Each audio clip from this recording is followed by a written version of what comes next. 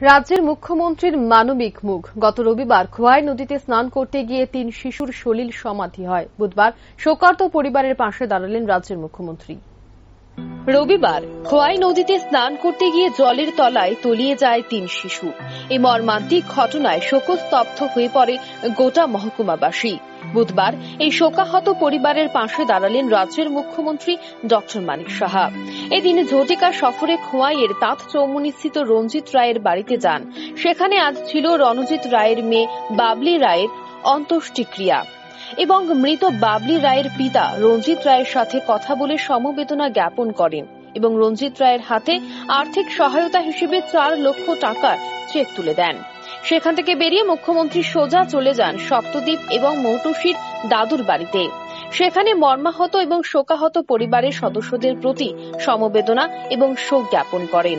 মুখ্যমন্ত্রী সংবাদ মাধ্যমের সামনে বলেন, এই ঘটনায় গভীরভাবে শোকাহত তিনি।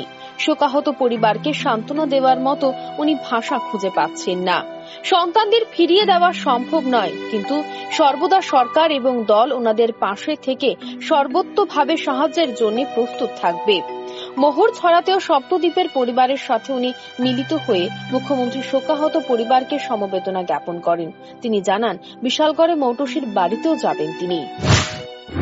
আগে তো গেলাম, সুন্দর মর্মান্তিক বিষয়টা ভাষায় প্রকাশ করা যায় না। মৌটুসির বাড়িতে গেলাম প্রায় 10 বছরের মতো।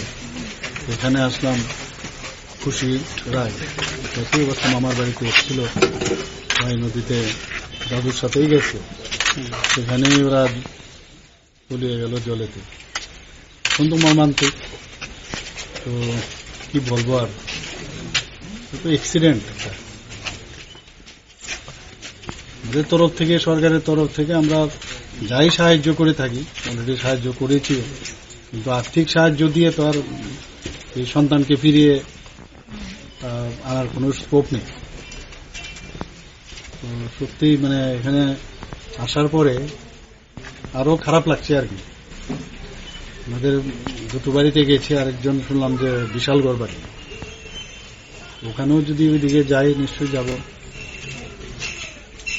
কিছু আমার সাথে আমার মাননীয় বিধায়িকা আছেন তেলিয়ামুর, আর আমাদের পবিত্র বিধানসভার হুইপ সবাই চিনেন, কল্যাণীদিও আছেন।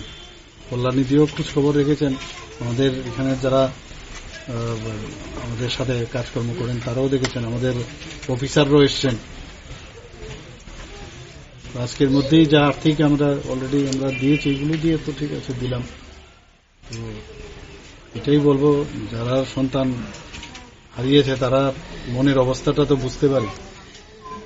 তো ওনাদের প্রতি সমবেদনা রইল। ভগবানের কাছে প্রার্থনা করি, ঈশ্বরের কাছে প্রার্থনা করি, ওনারা যেন এই যে লস, মানে ইরিপেয়ারেবল লস, সেটাকে যেন কাটিয়ে উঠতে পারে। ঈশ্বরের কাছে প্রার্থনা করবে, ওনারা যেখানে ওরা গেছে আত্মার সদ্গতি কামনা করি। আর কি বলবো। মুখ্যমন্ত্রী ডক্টর মানিক সাহার এই হেন মানবিকতার রূপ দেখে গোটা এলাকাবাসী আপ্লুত। শত ব্যস্ততার মাঝেও শোকাহত পরিবারের পাশে দাঁড়িয়ে হৃদয় ছোঁয়ার নজির গড়লেন মুখ্যমন্ত্রী। এদিনের মুখ্যমন্ত্রী সফরকালে উপস্থিত ছিলেন বিধানসভার মুখ্য সচেতক কল্যাণী রায়, জেলা পরিষদের সদস্য সুব্রত মজুমদার, খোয়াই জেলা police super doctor Ramesh Yadav, জেলা শাসক ডিকে চাকমা, মহকুমা শাসক বিজয় কুমার সিনহা সহ বিভিন্ন দপ্তরের আধিকারিকগণ। Bureau report, rising Tripura.